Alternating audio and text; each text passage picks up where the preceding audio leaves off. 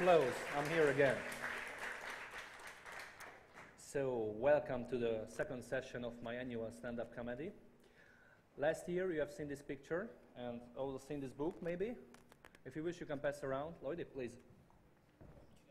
Ott körbe. Well, this was a book about the history of the scene, the first volume. Last year I had a presentation about this. This included, as volume 1, the history of Commodore 64 and Amiga. Now the second volume is still being created. That will be mostly about the PC, but also the smaller scenes like Atari, ZX Spectrum, Macintosh, and all kind of smaller scenes. Well, I plan to release it for the next spring, maybe for Breakpoint Party or maybe for Assembly 2007. The latter has more chance. This volume 1 was a very big success. So we printed 1,000 copies, and it was sold out till from last August to spring worldwide, from America to Europe. So there will be a second edition. But meanwhile, I'm working on volume 2. We created an art album. This is a companion book to Freaks. What is it? Well, this is a collection of the best demo scene graphics from all platforms, from the beginnings to today, 2006. And I'm proud to present you the first copies of this book. These 2 copies had just arrived with FedEx because we couldn't finish it on time, and it straight came from the printing machines. Well, pass it around and take a look. And meanwhile you are taking a look at it, first I have to tell you that maybe this is not the last art album we release, because there might be a second one soon. Because there are so many very good pictures created on the demo scene that these 286 pages are really nothing for that. By the way, that's why the subtitle of this book is The Brief History of the Demo Scene, because telling the entire story on around 600 pages is pretty much impossible. So if you just slightly mention the best groups and best artists and stuff about the demo scene, that will be a short history and will take around 500-600 pages. If we could do it properly, it would be an endless series of books. Well, whatever. This presentation, as you probably already know, is about the history of 2D art on the demo scene. That is namely pixel art and digital painting and stuff. Where has it all started, how it is all going, and what are the different techniques they're using, what happened in the past, what happens now, what are the trends, whatever. I'd like to introduce you my friend, Grass of CDI, co-author of this book, the art album. Well, co-author is, in this case, is not really fitting because he's the real author. He collected the pictures, we selected it together, but he assembled the entire book, and actually I put on only some 30 or 40 pages in it and wrote a foreword to it. So he's the real author of this art album. He can't be here because he has a family and lives in a poor country, wherever I'm living there too, and so he's not here. But let's say thank you to Grass for this brilliant book. I'm really satisfied with his work. Now what's this? This is, ladies and gentlemen, the very beginning of computer graphics ever. And now I just realized that I don't have my paper here, which I'm supposed to use during this presentation. Organizers, do you have a printer? Where are the organizers anyway? Is anybody here?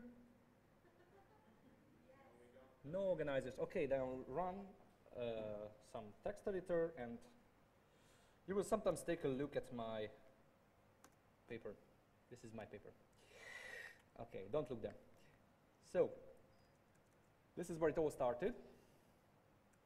What the fuck I'm doing? So, the origin of smileys, maybe you know, it all started in the BBS times. Hey, Mr. Organizer, do you have a printer? Well, I think I will finish the entire thing till you find one, so. Well, I wanted my notes to be printed, but whatever. Okay, so smileys started back then when online communication was starting in the late 70s. Maybe you know it all started with BBSs, bulletin boards, and it is linked to the Apple Macintosh scene, so to say scene. So people, when they were typing messages to each other, they wanted to express their emotions, and that's why they created the so-called smileys. Everybody knows what is a smiley. Nowadays they're called emoticons, but it was the start. The next one were funny little characters, character drawings, which later evolved to ASCII graphics. This what you see here is a cow there is a very long text file from the 70s, The Ultimate Guide to Cows, which is a collection of all kinds of funny cows doing this and that, and then an explanation of what kind of cows we know. It's really funny. I recommend you finding it. But the latest version I've seen is from 1988, so it's pretty old. We go on. This is an ASCII graphics, an ASCII logo. Such logos were very common on the Amiga scene and later also on the PC scene, but we'll discuss this later. This is a logo assembled from characters. Pretty easy, isn't it? Actually, people were already doing it on typewriters before computers. Now, where we are going? Yeah, modified character sets. You know this game? It's Impossible Mission for Commodore 64. When a Commodore 64 is a very big milestone in the history of computer graphics, or we would rather say hobby computer graphics, because what we are doing now on our computers, like this 3D and this kind of shading and that kind of shading and all this kind of funny graphics cards, they were technologies developed in the 60s and the 70s, or in the 80s latest, at some different universities like MIT or Cornell. They were playing with these technologies already back then. Nowadays it's just consumer electronics. But back then, when the Commodore 64 appeared, it featured quite great novelties, and one of them were sprite animation. You know, a sprite is an animated little on-screen object. The other thing was graphics mode, but it was a small computer and a slow computer. There was a hack, a solution that enabled graphicians to make graphics like this for a game without the loss of speed. Now, the key was the modified character set. The basic character set was modified, and there you can see those rocks. That's a modified character set. Or the pocket computer itself is a modified character set on the screen. And that's why this game was never slow. The scene, the demo scene, has also taken advantage of modified character systems, character tables. And the result were such logos. Many cracker intros and demos were made with logos built up of modified character sets. Now, you can tell this is a modified character set, but you can be sure if you see a logo on a Commodore 64 that has 4 colors, this is most probably a character-based thing, especially if it's moving or is animated, because the Commodore 64 has very poor rester time, and a full-screen moving logo is most probably built of a character, of a modified character set. Not always, of course, but mostly. What's the next? Oh yeah, what's this? This is how sprites were made. You know, the Commodore 64 had this sprite thing that was very good in its time, because sprites were on-screen objects, hardware controlled, which were working very fast. You could make arcade quality games with them, but you had to design them in a very painstaking way. First, you had to draw this grid. This is a sprite design grid. It has 3 columns that represents 3 bytes, 3 registers actually. And there you can see the numbers 1, 2, 4, 8, whatever. These are the powers of 2. Now what do? You just draw the sprite into it. You recognize this? This is Monty Mole from a game, a single character. When you have drawn this, you just take a piece of paper and you add up the bytes. For example, the first column, you see the single pixel on the top of the head of Monty. In the middle column, that has 1 pixel. If you add up that row, that will be 8. If you add up the next one below it, that will be 1, 2, 4, plus 16, plus 32, plus 64. That's something I won't add up now. Now, this way you get certain values which you can use in your code. That's how it was working. So it was a very, very painstaking way to make games, and it was more like hardware coding than actual graphics making, but still it was computer graphics. And if we go on, I don't know what's next. Yeah, the first graphics. Now, what have I scribbled here before that? Yeah, for the character sprite design. Sprite animation was very primitive back then, but there were some very good examples of soft and smooth sprite animation. One of them was Impossible Mission, of which the picture you have just seen. It had a very nice rotoscopic movement for the guy running up and down. Well, whatever, the first full-screen graphics appeared at the end of the 80s. There was a network in England, based in London, that was called the CompuNet. It was sort of like the internet, but it was a smaller one, and of course it was independent from the real internet, which was just an experiment network back at the time. It was a network for Commodore 64 users. You could do everything you do on the internet now. You could have email, you could have data pages that is very similar to the web nowadays, whatever you can read in Freaks about that. But there were user areas where you could upload things, and it was a very good community. And there were artists on it. STE was one of these CompuNet artists who were making pixel graphics on the Commodore 64. And there you see one of his very good 64 graphics. He was one of the first drawing full-screen graphics. And it soon became very common on the Commodore 64 scene to draw things in graphics modes. That's where pixel art started. Now, drawing on a 64 was not that easy, because actually you can't just draw on the screen as you want, as you do it now with a PC, but also with an Amiga or an Atari ST or something like that, because it had attribute cells. What is an attribute cell? Well, the screen is divided to small cells that have a certain size, like, for example, 4 times 2 pixels or 2 times 6 pixels, depending on the graphics mode.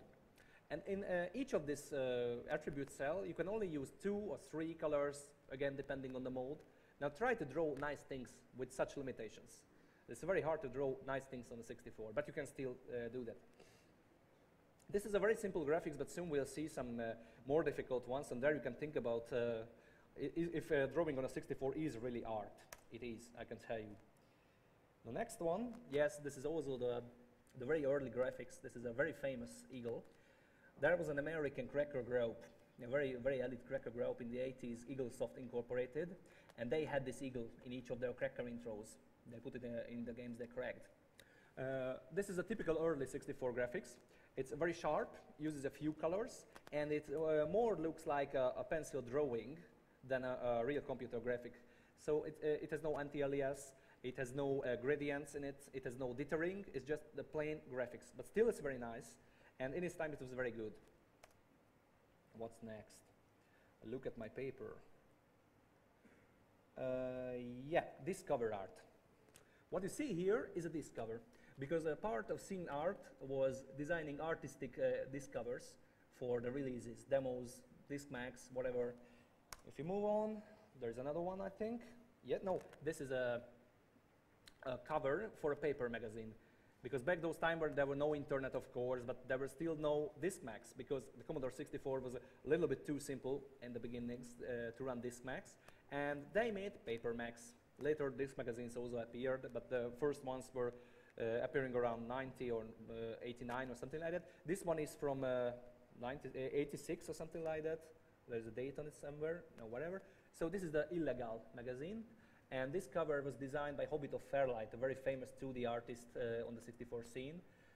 He also made the so-called, I will find it, so the so-called Cracker comics. This is a very funny thing, and you can find it in the art album.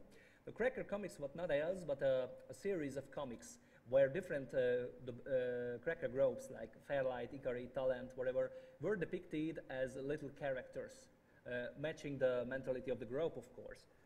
And I think there were 8 Cracker comics or so, whatever, look in the book. It's very funny. The picture before this was a voting sheet. This was another way to express artistic emotions.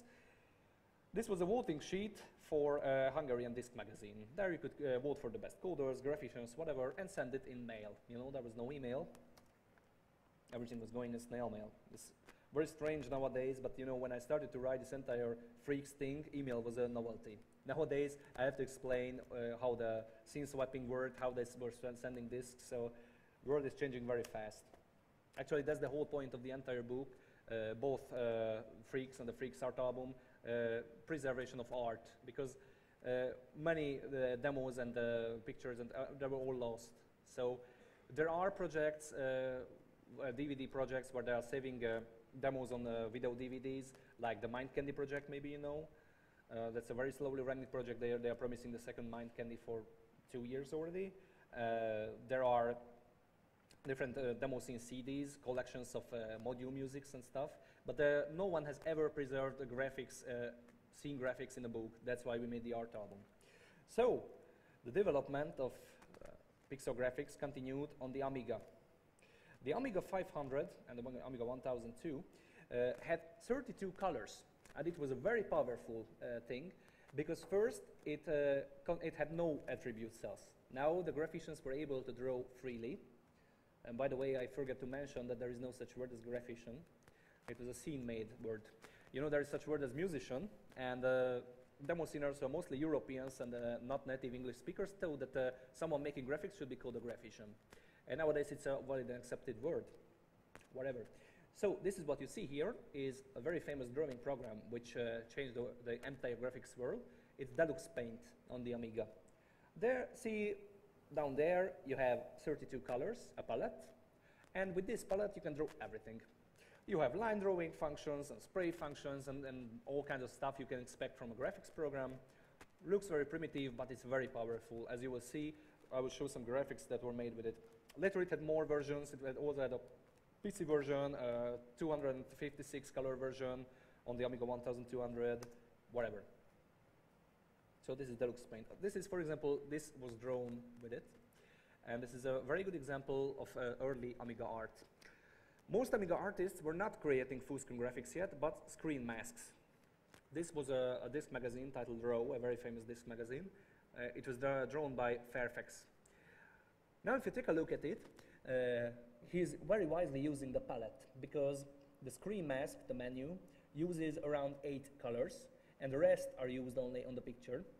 But he's not using up all the 32 colors actually, because the graphics in the middle is also just 8 colors. So that's what you can do with a few colors. You don't need true color to make nice things. And soon you will see how pixeling is working. But this is really a masterpiece. Screen mask design, yeah. ASCII graphics. As I mentioned, there was ASCII graphics. You remember this character graphics. Now ASCII graphics got its wings on the Amiga scene, where it came into fashion to draw such logos for each group. There were so-called ASCII packs. An ASCII pack was actually a text file with logos for all possible groups in it. So you were considered a quite accepted group if a famous ASCII graphician released a pack and your group's logo was in it. This is a logo for TRSI. Maybe you know the label. And this was drawn by Rotox. Rotox was one of the first great ASCII graphicians in the beginning of the 90s. This was taken from a pack anyway. What's next? Oh yeah. Drawing techniques were evolving. What you see here is a copy. The original graphics was what was the band? Motorhead, yeah.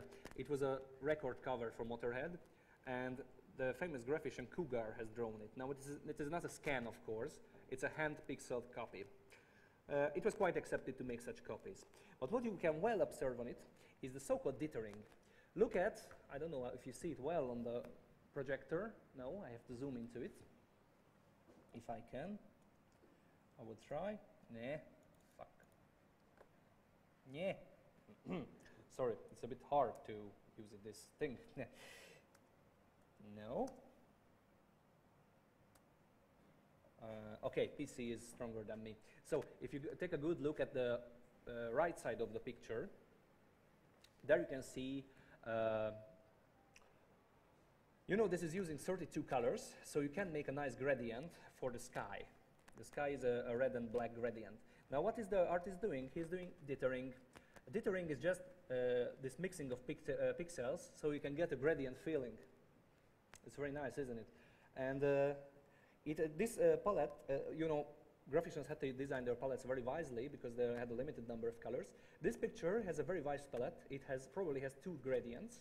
One is a red to black, and the other is gray to reddish black. You can see this red and black well on the sky, and this gray to black can be seen on the side of the locomotive. And a well-designed palette was the key to good graphics. And it's very funny because people were stealing the palettes from the best graphicians. So you can pick a few graphics from a bigger party like the party or assembly from the middle of the 90s or rather early 90s, and you will see that half of the pictures are using the same palette. How come? It was similar to like for the musicians who were ripping each other's sound samples. Now, just for a comparison, this is another early piece of graphics.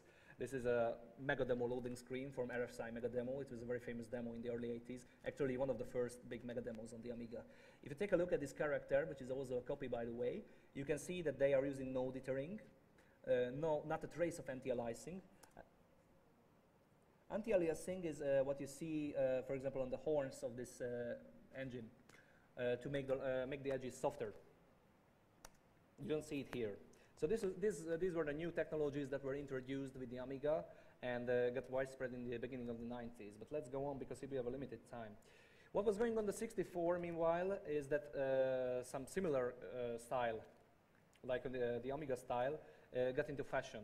What you see here is Amiga Paint that was exactly designed to handle features like the Amiga has. This was a program that made it easier to create dithering.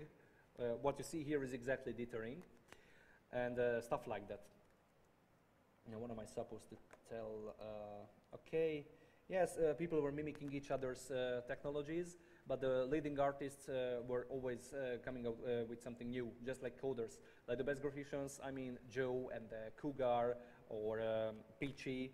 You can tell a lot of names from the early Amiga times. There were many graphicians worldwide, especially in West Europe. So meanwhile, in the 64, this was the trend. Amiga trends were coming over. And there were, okay, this is another graphics program from the 64 Art Studio. That is, every graphician knows it. It's a very, very versatile, very friendly 64 graphics program. You can draw with the joystick or the keyboard or with the mouse if you have it. But this is the real thing.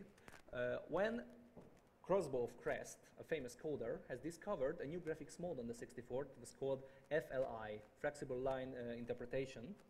Now, that was a new graphics mode that enabled to use more colors and higher resolution. And later, this FLI mode was extended and it came to light that the 64 has many undocumented graphics modes. They were not supposed to be used, but well, sinners are using everything they can.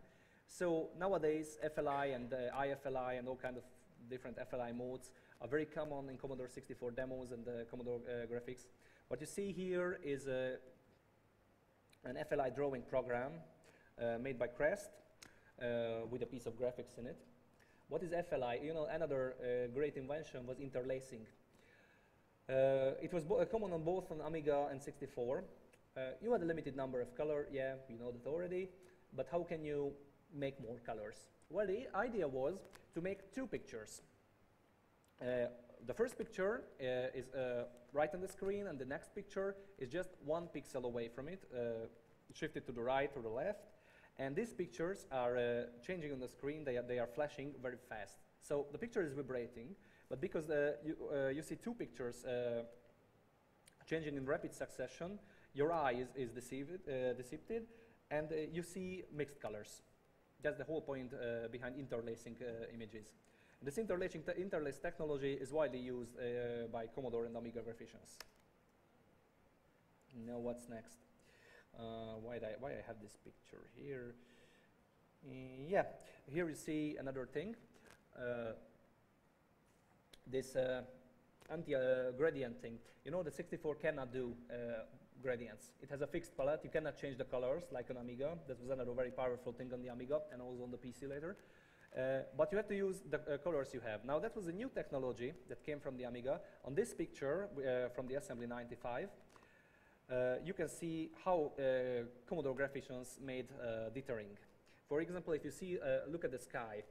The sky has 4 colors that have nothing to do with each other. They're not even similar, the gray, the brown, and the black, but they still look very good. It looks like a real gradient. And if you look at the girl's clothing, there you see black and grays and white. Okay, that's a nice gradient, but look at the hair. It has a brown outline. And that's why they make anti-aliasing and dithering on the 64. What's next?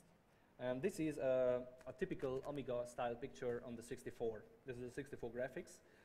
I will tell you the title just for the record. It is, what have I put it? Little Young Granny by Boozley of Cyberpunks. It's an interlaced FLI picture. See that the color handling and dithering is a really Amiga style. Remember those pictures, the eagle and the ST graphics from the whatever, the CompuNet? They didn't have these technologies. It all came from the Amiga. Well, whatever. Meanwhile, some new graphics program came out, like Cola Paint, which is very preferred by the coders because the Cola Paint formats are easy to load. Nowadays, every 64 program can load and save into Cola format. Next is a new feature was multi-screen scrollers. That means that graphics made bigger pictures that which could fit on a screen, and the demos display them scrollers. So, for example, Leon, the Hungarian graphician, is very good in it. He has many multi-screen graphics, but you can name a few more, like AEG, for example, from Germany, is also making such pictures, and we could set a long list here. Let's go on. Yes, and the new feature was the separate 64 graphics compose on parties around 91 or 92, because back then there were only demo compose, and later when the Amiga appeared, on the Amiga you could make separate files, like module files for musics, LBM files for graphics, and separately the demos as executables. And it was not possible on the 64 because there was everything was executable. And there were no graphics released, only in demos. And this was also an Amiga trend that people started to make separate musics and graphics, and doing it even nowadays. Whatever, let's go on. On the Amiga, they were using freeware software, meanwhile. The Amiga scene was very strong, and they were able to produce all the software one needed to use his Amiga, over Amiga. There were no commercial programs used except of dpaint and a few such things. Now that's what I call the community. It's very funny because nowadays they're talking about Web 2.0, that they say that the community is building and people are doing things for themselves, how great it is and how can we make money of that. Well, it was well invented around 15 years ago, but whatever, new trends. What's next?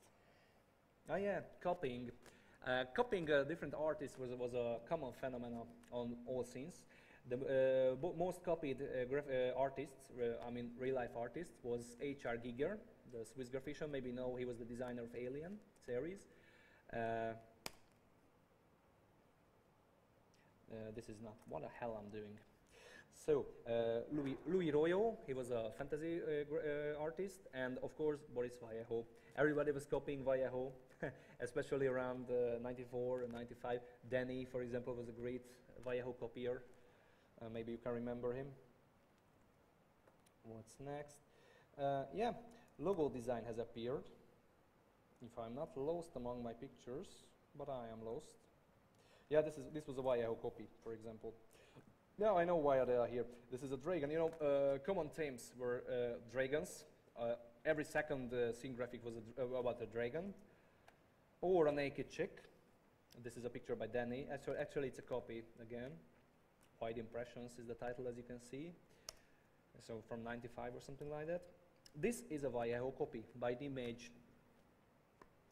Of course, you can see. And it's a 64 one. It's from the famous demo Dutch Breeze from 91. This is another Vallejo copy. This Vallejo graphics were greatly abused by the scene. There are at least 10 different versions of this very one. What's next? Yeah, this is Danny again. You know, if I know it well, yeah. Whatever, I don't know why it's here. I really need that printed paper. Ah, yeah, sketch drawing, that's it. The new habit was around 95 where scanners got around, but they were still an expensive property. Some of the greatest artists started to scan sketches. What did it mean? They were very good in hand drawing. They drew a sketch on paper, scanned it, and finished on computer.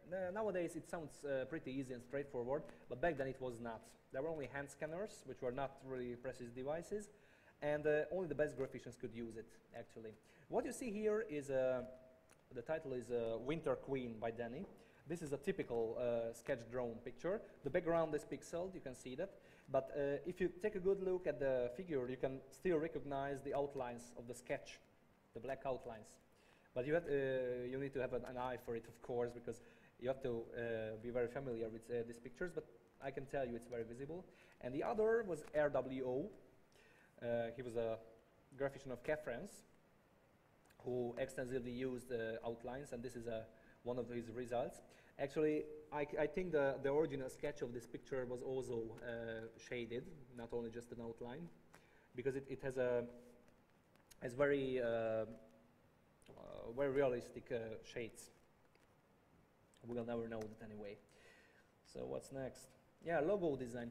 Logo design was another branch of scene art, and every pixeler was making nice logos. This, what you see here is a Hemorrhoids logo from the Atari ST, from Du, a French graphician. Well, there are dozens of pages filled in the art album with logos. You can take a look. It was a separate branch of art. There were a few graphicians who were only designing logos. What's next? Yeah, what's the difference between a pixeled graphics and a scanned graphics? How can you tell the difference? Because I've already shown you what you can do with 32 colors, but what you can do with 256. Back then, when 256 colors were introduced, that was back around 95, when both VGA got around and also the Amiga AGA, that is the Amiga 1200. People were complaining about this 265 colors because they said it's too much. You can't distinguish a scanned picture from a real one because there's too many colors. And actually, it cannot be art to draw with so many pictures, so many colors. Nowadays, we are using 16 million colors, and it's still art. But back then, it was really a problem. Now, what you see here is really a scanned photo, or more like a digital photo. I've taken it from Avon's website. Here you can see a girl, and on the next picture, this is, go back please. This is a pixeled picture. It's from '91. It's a very famous picture by Peachy. It's Cheryl Lee. It was a very widely discussed picture. Now what you see is the difference. If you zoom into it, if you can, do you see the pixels? Not really. I will try to zoom it again. So, so if I zoom into it, for example here, look at it. Look at the shades. For example here, you can see it looks computerish. It is not arranged in any way. It is quite random. And here you can see colors which you wouldn't put in here yourself. For example, this brownish line is very suspicious for it being scanned. It's not too lifelike for someone to put a brownish color here. Look at Cheryl Lee. Look here, and look at the forehead. See, this really looks like someone was putting the pixels here. You see, it's too orthogonal and stuff. And for example, here this gradient, you can see it was hand drawn. You see the difference? And the dithering itself, but it's still a very soft dithering. On some pictures, you can see much rude dithering, much ruder dithering, which is pretty obvious that it was hand pixeled. Or look at the hair. The hair is very mimicked, very orthogonal again. And if you look at the Avon picture, the hair is much different. See the difference? Or if you don't, whatever. We go on. Let's go on. This is a very famous picture from Lazur, the Polish graphician. What you see here is the palette. And you know, this picture has a hidden part because that was a very funny features of the time. That they used the color on the picture that was identical to another one. And with this color, because the two colors were identical, you couldn't see it, they wrote a message on the picture. A greeting, or fucking to someone, or just a little side graphics, something like that. And it was really funny trying to find out if a picture has a hidden part. Now I leave it to you, try to find it. The title is I, and you can download it from gfxzone.net or org or whatever. Where am I? Yeah, I wanted to talk to you about what the hell is this doing. Yeah, we are out of it. So I wanted to show you some examples of the different styles on the scene, style elements. I already told you about dragons. Yeah, there were many dragons on the scene. This is a 64 dragon. This is an Amiga dragon, another Amiga dragon, and I could keep showing you dragons all the time. There were many dragons, and this is a very common picture. It was a the party window picture by Peachy. Naked girl with a dragon. Yeah, that was very, very common. Actually, it was very boring those times, but even nowadays, most graphicians are drawing dragons and naked chicks. I wonder where is the end. This was, by the way, the first AGA picture, the first 256 color picture to win a compo, a major one. Okay, the other very preferred subject were the girls. Girls, naked girls or semi-naked girls in all kinds of bizarre positions, like for example this, as it was by Beast, the Hungarian graphician. Female faces, all kinds of female faces, like Sherry Lee was another example. This is another one from Decker. And Claudia Schiffer, yes, she's female, she has a face, we have to draw her, design of essence, thank you very much. Fantasy and naked girls, how come? And also a Vallejo copy, why not, combine things. The next one is, okay, another Vallejo copy, another monster with a girl. Monsters are another lovely subject. Naked girl again. Fairfax from '93. Fairfax was a very good pixeler on the Amiga, 32 colors on the OCS scene. Louis, the famous TBL graphician, one of his early girl drawings. 95 or something like that. Okay, we are out of girls, but of course there are more. Fantasy. Fantasy was a very popular subject of graphicians. All kinds of fantasy warriors and funny creatures, and yeah, of course, dragons and girls. Why not? By Maid. Graphics Twins drew as a Hell Knight or whatever this is. Fantasy scenes. Node Mouth Complex. Now this is a Rank. He was a very, very special graphician. I wanted to show him because he used 32 colors, but he used special dithering, and he had this cartoonish effect on his pictures. No one has ever followed him. It was very special. He has around half a dozen pictures with this style. Okay, this is from Sonny, the infamous French graphician. Another dragon, another fantasy. Yeah, girls and fantasy. Of course, killer babes are very common subject again. Whatever. What else can I show you? Science fiction. Yeah, science fiction and spaceships, of course. You know, we are talking about teenagers at the computer who are not gamers. This is Mac. This is Mac again, famous Zimbarula Chase picture. But again, we are talking about 32 colors. So it's really funny because nowadays we have true color cameras, true color machines, and we have 3D graphics and Photoshop and stuff, and still they can do so great pictures that they did on the Amiga. This is, of course, 8 colors, as the text says. Science fiction, yeah. And if you want to see, yeah, there was a time when everybody was drawing water splashes. It started with Scuba, a famous graphician, but there was also a pure metal coders intro, which featured the first splash picture. Splash 1, Splash 2, and there come Beast. He did another splash, and everybody was drawing splashes. 256 colors. And weird characters, weird creatures were also really lovely. Scary characters like this killing pig, or this by Devil Star. Devil Star was yes, it was Devil Star who was colorblind. It was drawn by colorblind guy, as I recall. And he's very proud of this picture not being a copy. If you take a good look at the upper left corner, it's written no copy.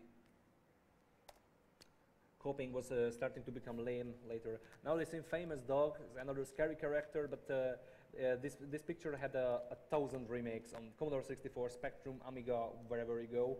This is the dog of the scene. Yeah, another scary character by Bridge Claw, very good artist. Melon Design and their graphician Mac was a special case because they started this melon style, so to say, this cartoonish style with little characters. That's how I would describe it. And what you see here are the famous Melon characters' first appearance. And later Mac had a very nice slideshow, almost all pictures featuring such little characters, fairies and stuff. They started a new trend that lasted for years. It was very boring after a time. But nowadays we miss it. Yes, it's from scary character from Sauron, looks like a werewolf. Another scary character. It looks like a hero or a Titan or something like that. Of course, it was painted by Titan, who else? French graphician. One of my famous gnomes was used in later was used in a Trepan demo. Be frightened. Okay, so these are the common subjects of graphicians, just to show you. What's next? Yeah, but there were personal styles. And for the personal styles, we have to mention a few, not much because we are running out of time, a few very famous graphicians. For example, here is Lazur. Lazur is a French graphician and probably the most productive ever. I can't even count how many graphics he has. And look at this. He had a very clean and a very precise style, like a painter. Actually, he's a painter nowadays. And what is very special on his style is the strange glow on his pictures. Like every object has a glow on its edges. It was actually first used by Louis Royot on real pictures, but Lazur was the first to adapt it to scene pictures.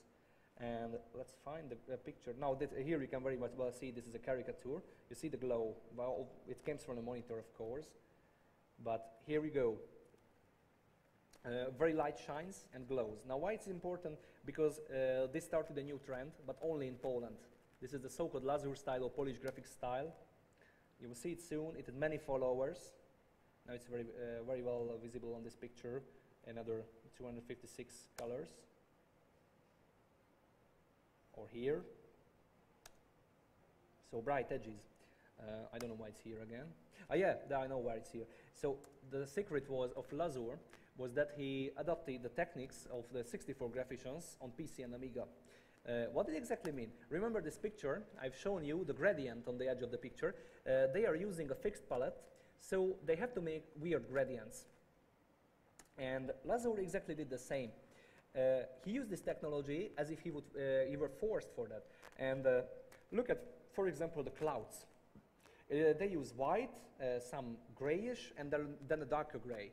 And that's why they have such a strong contrast. Or if you look at the edge of the boat, there is a very bright brown on it. I don't know if you see it. Or the clothes that is flipping in the wind. There is this, I will show it to you where. So here you can see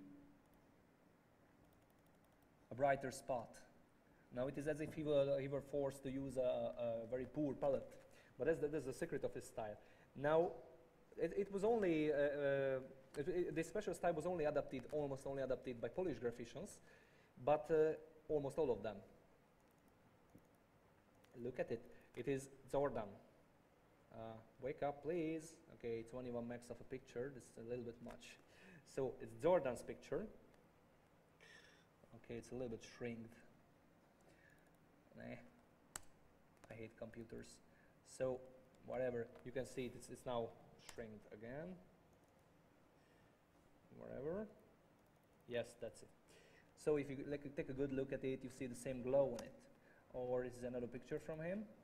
No, this is well visible. The same bright edges. But there are more like bamboos. He's also Polish. Same techniques. And you can always tell if we are seeing a Polish picture because they all use the same technology. This is Fame from '97. Very good artist. This is Fame again. They are all in the picture. This is Magic Boy. It's a picture from 2002 from Flag Party. And this is, who was this? Magic Boy, yeah. So they're the best follower, but also, for example, Critical, the German graphician, was also a little bit mocking his style, but he had his own style. He was another very good graphician. He's in Farbrouche. Nowadays he's not making any more graphics. What's this? Yeah. Here's a high resolution, a true color picture from Lazur. See, he kept the style when started to draw true color. He has around 2 dozen true color pictures already, but he's keeping himself to his style. Who's next? The next is for example, Cyclone, German graphician. I really like him because of the pastel colors and still using the strong contrasts. He's a very special style. You will see there is a somewhat similar style of Das, the Hungarian, probably Hungarian graphician, but let's not run it once. See, this very weird color combinations is what makes Cyclone's graphics unique. Very nice ones. And a little bit abstract. Okay, Das. Okay, the most, probably the most mysterious person in the history of the scene was Das, the Hungarian graphician, member of Shock. Actually, we don't even know if he was Hungarian because nobody has ever met him. He has had 1,000 pictures released in different demos, mostly in Shock demos, and he won a lot of compos, but he never showed up at parties. And there were speculations that he was speculated to be the father of a Hungarian scener, ATX, founder of Shock. Nowadays, someone thinks that he is actually visualized, but I don't think so. Visualized is not pixeling. But one thing is sure, he was a brilliant graphician, and never any of his pictures were copies.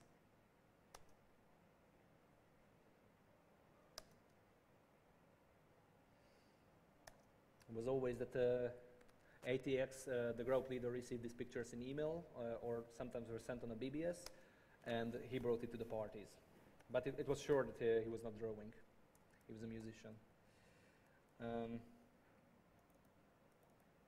Exocet, oh, I really like the guy. He's a French guy.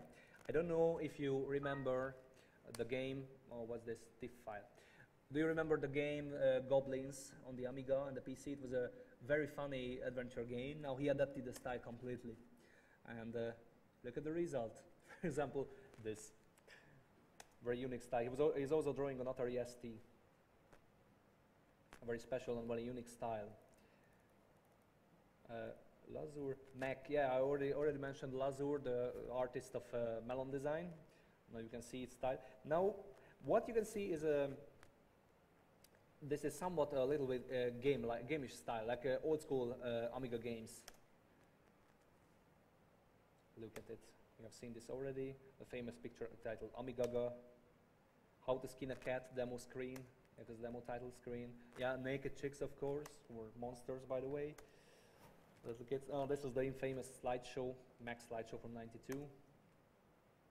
A picture of anything. And it was Walt was the other graphician of Melon Design with a very similar style. Girls, of course.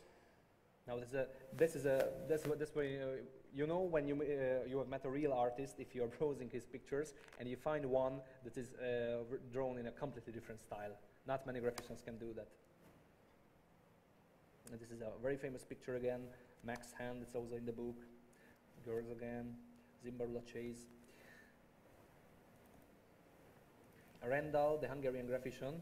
I will show just one picture of him. He's a very good Amiga graphician and also worked on PC. And this is an assembly winner picture, 95, maybe, yeah, 95, titled Vanishing Point. Well, it is a copy, but whatever. What is really important of this, that this was the he was the last graphician ever to, no, I'm starting to forget how to speak English. So, Rendal was the last graphician ever to invent a pixeling technology. No, it was in '97, sorry. So, if you take a good look, it has a special colorization technology that is called grid colorization. You see these little grids. It's like you were filling a grid and you see the edges of it. It was very, very new. No one has ever used it, except of Rendal and another Hungarian graphician, Unreal. It was too late for a new pixeling technology to get widespread. But it's just interesting, and he won the assembly with it. The other picture, such picture, was drawn by Unreal. It's also from '97. See, it's a very nice picture, and you can already see the grids, but I zoom into it. Yeah.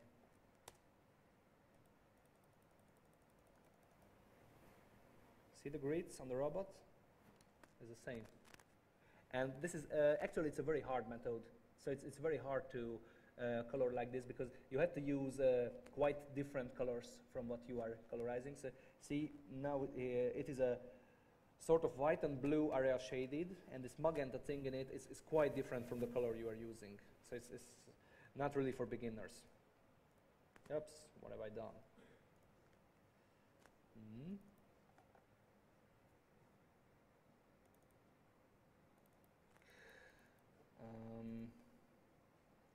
Anyone else?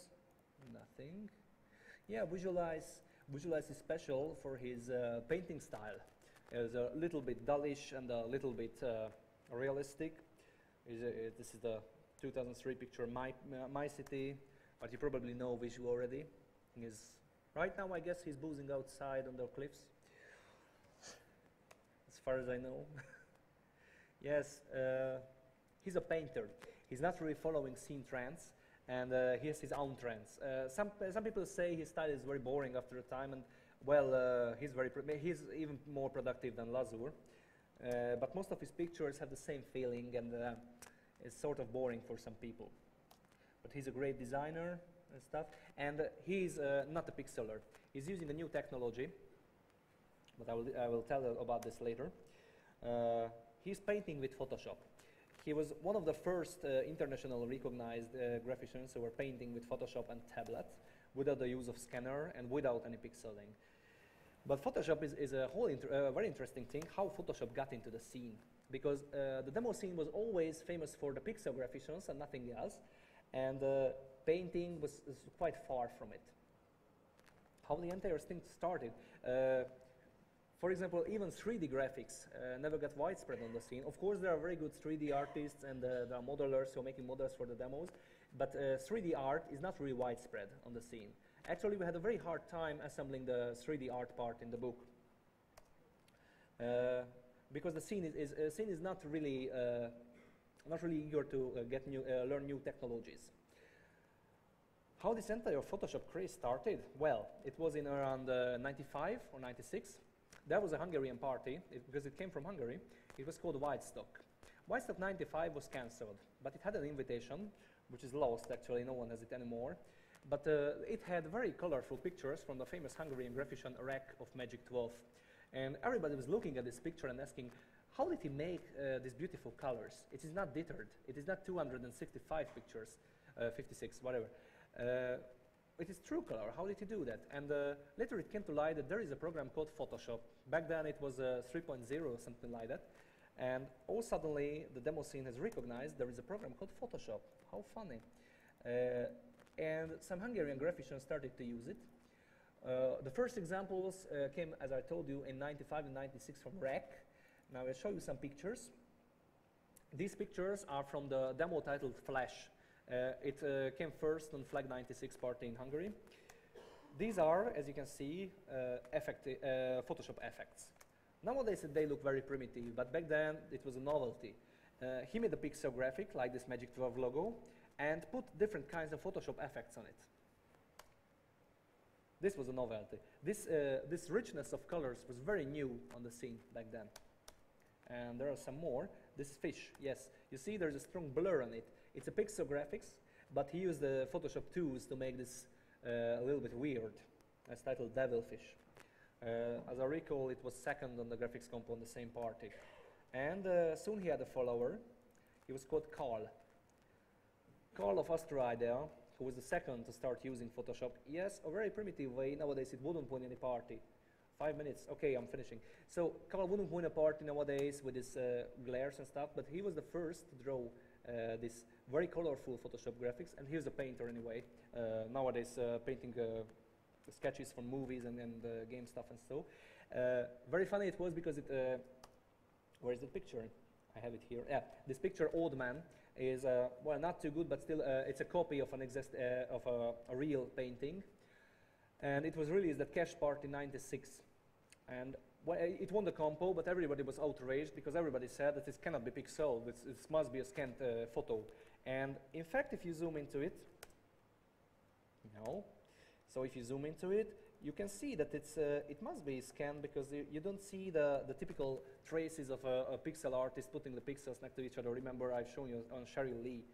And finally, the audience decided to put a test on Carl, and they asked, the jury and the audience asked him to draw something on the big screen in front of everybody, and he was given the task to draw a tree branch with snow on it. And it was just like he drew a branch, everybody was laughing at him, how it looks like, so he just drew a few lines, put some white on it, and blurred it with Photoshop. And now it looked like really as a snow-covered branch, and everybody was surprised, and he got the prize. So that was the first time for a Photoshop picture to win a compo. Later he had many more pictures, and he was also a very good 3D artist. This picture was featured in the demo titled Max from Asteroidea. These are not true color pictures. These were using 256 colors, but only because of the compo limitations. They were actually, as I said, drawn in Photoshop. And the third one was Vard of Asteroidea. This is an early picture of him from '96, Photoshop picture. This is another early one. This is it's from '97. This is a better one. And from '95 already. This was a copy. And later he became a very good graphician. This is a later picture. It's from 2001, maybe. No, 2000. This is from 2001. No, '98. Sorry. Messing it up. Later this guy got very high because he became one of the lead artists of the King Kong movie. I think we are soon ending it. 3D art and vector graphics. Funny thing, but 2D vector graphics never got into fashion on the demo scene, because as I said, the demo scene is not really eager to adopt new technologies. And vector graphics like Flash or Illustrator or CorelDRAW were something new. The entire thing came from the Amiga anyway, so we are still using the old Amiga traditions. And vector graphics was not common on the Amiga. So far I know only about one picture that was drawn with vector technology and ever entered the compo. That was in a Hungarian party. The other thing, 3D art. 3D art come from the Amiga too, but there were some very poor graphics programs like Imagine and stuff. And the entire 3D art started on the PC. I can show you some early 3D pictures from those times, very good graphics. Okay, this is not the best one, I just picked it from it was drawn by Envoy of Unicorn, a Hungarian guy. It's just a very plain picture. It was the common quality of contemporary 3D graphics around '96 or '95. Later, modeling appeared. Here is a picture from Carl. It's a dragon. It's from '95. It was a compo winner. And this is Mirel of Contract. Mirel later became a very good 3D artist, but this is an early picture. This was the quality, compo winner quality. Yeah, I know 1 minute is left. Neutron later became another great 3D artist nowadays, working for Blizzard maybe. True of Shock was a very great artist, nowadays a game developer. The infamous My Room. Every ray tracer graphician had to make one My Room pictures in his life. I think I'm the only exception. And an early picture from this was Welder of Exhumers. Exhumers were very good 3D artist guys back those times. So the problem with 3D art and why we have really few good 3D artists, that this is a very complex thing to make good 3D pictures, because you can be a very good painter, you can make nice textures, but it won't make you a good modeler. You can be a good modeler, but not necessarily a good texture drawer, or lighting might not be your piece of cake, and so sort of that. For example, think about Zoom of Inquisition. You can barely see any good modeling from him, despite he's a brilliant 3D artist and very good demo designer. No complex modeling from him. Or, for example, I'm a modeler myself, but I'm not really good in lighting. And probably the only graphician who was very good in every aspect of 3D art was 3D Addict of Digital Nerds around 2000, who was a... another trend nowadays, which I forgot, is combining 2D art with 3D art. It's very rare. The picture you see here was painted by Danny. Lara, My Love is the title. The doors were rendered in Lightwave, and Lara and the textures are hand-drawn. Danny is another example. Maybe you know that Danny of TBL has designed Lara Croft himself. The character, he designed the character, and he also made his appearance in the Tomb Raider movie for a second. Well, whatever. Now, take a look what I forgot. Yeah, trends around 2000. Pixel art is like mosaic making, as you can read in my notes, and Photoshop is like photo montaging or digital painting. It's a whole different technology. Many people didn't like Photoshop when it appeared. Around 96 or 97, there was a strong movement against Photoshop. People said Photoshop is no art because any lamer can get 2 pictures and use a few effects on them. Fortunately, art was evolving, and nowadays we have much better pictures than back then, and we can still tell what is lame and what is not. Copying is lame since around 2000.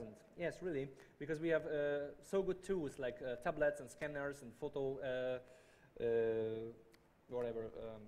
cameras. There is no point of copying anything.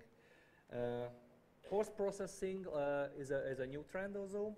Post-processing is came from filmmaking, when there is a plain film, and they use different effects on them, like for example, old film effect or darkening, sharpening, solarization, stuff like that. If you take a good look at graphics compose, you can see a lot of such post-processing effects, and that's why we nowadays have photo compose. Photo compose are just for photos and a few effects. That's it. Whatever, digital painting, yeah. So I think we have done everything. I pretty much told everything. What else I have? Yeah, I wanted to show you some recent work of great sceners. This is Final Fantasy. If you remember Joe of Scoopex, one of the pioneers of pixel artists, while he was working on it. But he was just one of the graphics. This is King Kong movie. The entire character was animated by Vard, as I mentioned.